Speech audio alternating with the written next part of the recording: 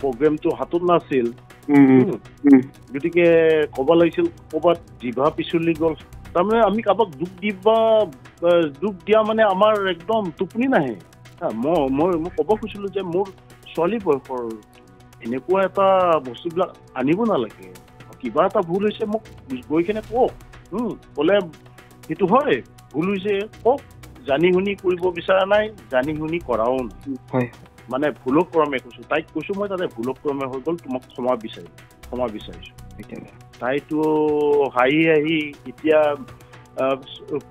Social মিডিয়াত কোৱা নিচিনা হাঁহি গোটেই ৰিপিব ধৰিলে গোটেইখিনি ৰিপিব ধৰিছে জালটো নিজে জাল পাতিলে আৰু নিজে জালত ফাঁচিলে সিহঁতৰ কথাটো সিহঁতে উঠাই লৈছে কিন্তু মই যে যিখিনি ক্ষমা বিচাৰিছিলোঁ সেইখিনি দেখুওৱা নাই দীপেন দা নমস্কাৰ কোনে ক'লে মই দীপাংকৰ দিয়ক এই নিউজ 18 ৰিপৰ্টাৰ হয় বিহু গ'ল ভালে ন কষ্ট হৈছে শুই আছিল চাগে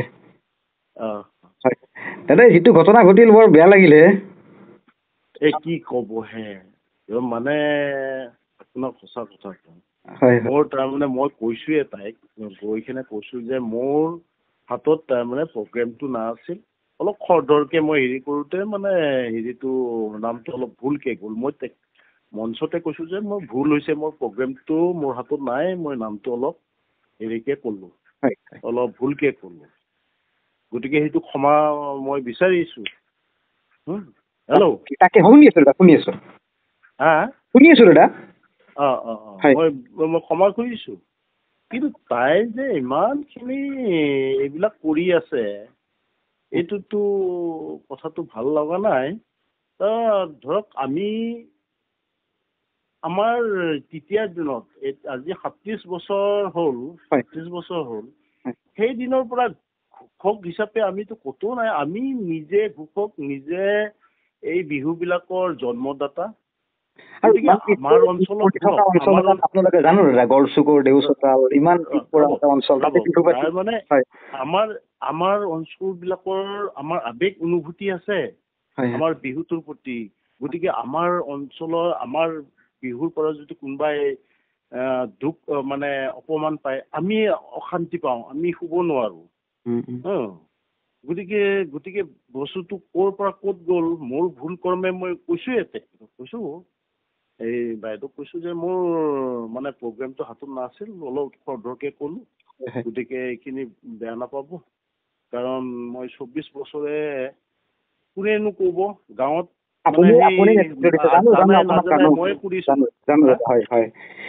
এতিয়া কি কয় গোটেই বিষয়টোক লৈ ধৰি লওকচোন বোলে বিতৰ্ক এটা হৈ আছে এনে আপোনাক কিবা পিছত যোগাযোগ কৰিছে কিবা তেওঁ জনাইছে নে কি হ'ল পিছত ঘটনাটো নাই জনা নাই আপুনি উদ্যোক্তা ধৰক আপুনি গম পাইছিলে তাইৰ নামটো চাগে গীতাঞ্জলি নামটো তাই মানে কৈছোঁ নহয় খৰখেদা কৰোঁতে বস্তুটো প্ৰগ্ৰেমটো হাতত নাছিল গতিকে ক'ব লাগিছিল ক'ৰবাত জিভা পিছলি গ'ল বুলি কয় নহয়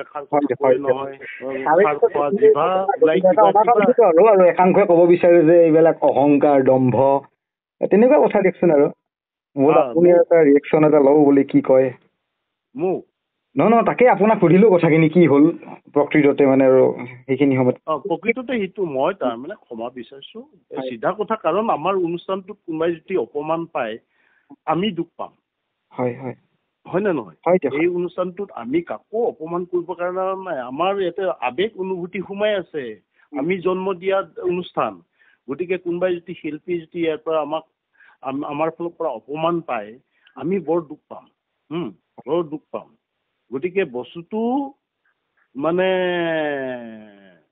ক'লো নহয় হাতত প্ৰগ্ৰেমটো নাছিল গতিকে সেইটো কওঁতে দায়িত্ব লয় জানো আপোনাৰ প্ৰেচাৰটো বহুত আছিল ধৰক তেনেকুৱা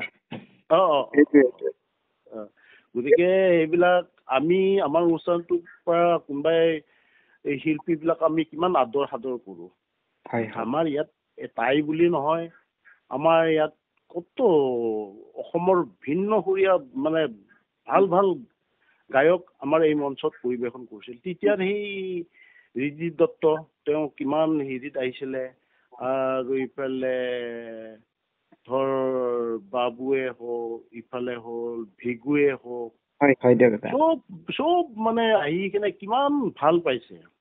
আৰু আমি এইটো কৰিব বিচৰা নাই যে অপমান কৰাটো আমাৰ মতে লাজৰ কথা, জড়িত হৈ আছে, বদনাম আপোনালোকো নিবিচাৰে। তাৰমানে আমি কাৰোবাক দুখ দিয়া মানে আমাৰ একদম টোপনি নাহে।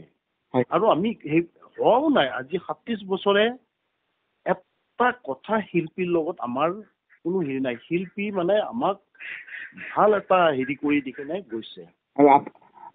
মোৰ যদি ভুল হোৱা নাই, ধৰি লওক আপোনাৰ যিটো বয়স বা যিগৰাকী কালি আপোনালোকৰ মঞ্চত গায়িকা হিচাপে আছিল, ছোৱালীৰ বয়সৰ হ'ব আপোনাৰ? ছোৱালীৰ বয়সৰ। মই তাইক তাতে ক'ব কৈছিলো, কিন্তু আমাৰ অনুষ্ঠানটোক তাইক ৰাইজৰ আগত অপমান কৰিব বিচৰা নাই। মই ক'ব খুজিছিলো যে মোৰ ছোৱালী বয়সৰ, গতিকে এই বস্তুটো মোৰ ভুল হৈছে, জানছো মই ভুল হৈছে, মই কৈছোৱে ভুল হৈছে, মই তাতে কৈছো ভুল হৈছে। আৰু কৈছো যে এনেকুৱা এটা বস্তুবিলাক আনিব নালাগে, কিবা এটা ভুল হৈছে মোক গৈ কিনে কওক। ক'লে সেইটো হয় ভুল হৈছে কওক আপুনি। ৰাজহুৱা মঞ্চ এখনত ধৰক হয়নে আপুনি, আৰু মঞ্চ এখনত অহাৰ পিছত আপোনাৰ যিটো আজি মানসিকতা বা যিটো আপোনাৰ পৰিস্থিতি, কিছু হলেও চিন্তিত হৈছে আপুনি। ধৰক ৰাতি কেইটামান বাজিলে দাদা শেষ হওঁতে অনুষ্ঠানটো? তাৰমানে বৰষুণটো দিলেতো, বৰষুণটো দিয়াৰ পিছত মই তাৰমানে 1:30 বজাত আহিলো। তাৰপিছতো চলি আছে। তথাপিতো আপোনাৰ কালিৰ পৰিস্থিতি অলপ মনত আঘাত দিছে আৰু অলপ। সম্পূৰ্ণ আঘাত দিছে, কাৰণ আমি এই ভিৰিটোত জড়িত আজি 37 বছৰে জন্ম দিছিলো অনুষ্ঠানটো। আৰু এই অনুষ্ঠানটোত যে আমি কাৰোবাক অপমান কৰিম সেইটো আমাৰ উদ্দেশ্য নহয়। অপমান কৰিলে আমিয়ে দূষিত হ'ম, আমিয়ে লাজ পাম। গতিকে এই বস্তুটো আমি জানি শুনি কৰিব বিচৰা নাই, জানি শুনি কৰাও নাই। মানে ভুলক্ৰমে কৈছো, তাইক কৈছো মই তাতে ভুলক্ৰমে হৈ গ'ল, তোমাক ক্ষমা বিচাৰিছো। তাইতো হাঁহি এতিয়া ছচিয়েল মিডিয়াত কোৱাৰ নিচিনা হাঁহি গোটেই ৰিপিব ধৰিলে, গোটেইখিনি ৰিপিব ধৰিছে। গতিকে জাল পেলাইছিল ঠিকে, সেই জালতে তেখেতে ফাঁচিলে, হয়নে? জালটো নিজে জাল পাতিলে আৰু নিজে জালত ফাঁচিলে। এতিয়া হয়, আজি তেখেতৰ চাগে আন ক'ৰবাত মঞ্চত বিহু আছে চাগে, তেওঁ ক্ষমা খুজিব পাৰে, হয়তো তেওঁৰ ভুলটো ক্ষমা খুজিব পাৰে। কিন্তু মই সেইটো আমাৰ ফালৰ পৰা আমি আমাৰে দোষ বুলিতো আমি ধৰিছো, কাৰণ হেৰি কোৱাত অলপ অসুবিধা হ'ল। তাৰ কাৰণে আপুনি ক্ষমা খুজিছে? মই তাতে ক্ষমা খুজিছোতো। এতিয়া যিখিনি অপমানিত হৈছে ছচিয়েল মিডিয়াৰ প্লেটফৰ্মতে হওক বা টিভিৰ বাতৰিত, সেই হিচাপে ধৰি লওক তেখেতৰো কিবা ৰিয়েকশ্যন আহিব পাৰে আপোনাকো হয়তো। মই চাওক, মোৰ যিখিনি মই ক্ষমা কৰাৰ কথাষাৰ সিহঁতৰ নিজা হেৰি আছে, এটা চেনেল আছে, ধৰক এই এটা ফটোগ্ৰাফ থাকে, সিহঁতৰ কথাটো সিহঁতে উঠাই লৈছে। কিন্তু মই যে যিখিনি ক্ষমা বিচাৰিছিলো সেইখিনি দেখুওৱা নাই। আৰু মই তাইক কৈছো যে এইবিলাক কথাক লৈ আজিকালি বিহু অনুষ্ঠানবিলাকৰ সংঘাত এটা চলি আছে, গতিকে সেইটো সংঘাতত নাযাব, মই সেনেকে কৈছো। তাই কৈছো মই সংঘাতত নাযাওঁ। তাইৰ কথাটো ওলাইছে, কিন্তু মোৰ কথাটো ওলোৱা নাই। মই সুধিছো যে মই সেইকাৰণে বোলো আপোনাৰ এবাৰ মই পাৰ্চনেলি যোগাযোগ কৰো, সেইকাৰণে ফোনটো কৰিছিলো। আৰু দিয়ক বাৰু, ধন্যবাদ দাদা। ঠিক আছে দাদা, দিয়ক। আপুনি বিচৰা বাতৰি পাব কেৱল নিউজ 18 এপত। নিউজ 18 এপ ডাউনলোড কৰিবলৈ স্কেন কৰক এই QR কোড। গুগল প্লে ষ্টৰতো পাব এই নিউজ 18 এপ।